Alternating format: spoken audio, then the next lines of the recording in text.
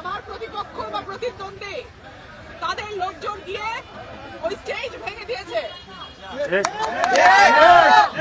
আজকে বাধ্য হয়ে আমি আপনাদের দরজায় দরজায় গেছি, শেষমেশ গাড়ির উপরে দাঁড়িয়ে বক্তৃতা দিচ্ছি।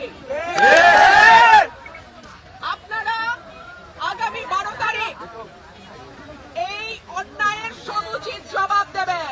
নতুন বাংলাদেশে আর কোন দুর্নীতিকে প্রশ্রয় দেব না। ওরে আপারে, সুর চেঞ্জ হয়ে গেল। এখন চাঁদাবাজি করে বিএনপির লোকেরা। এবার দেশের জনগণ বুঝুন কাকে ভোট দিবেন।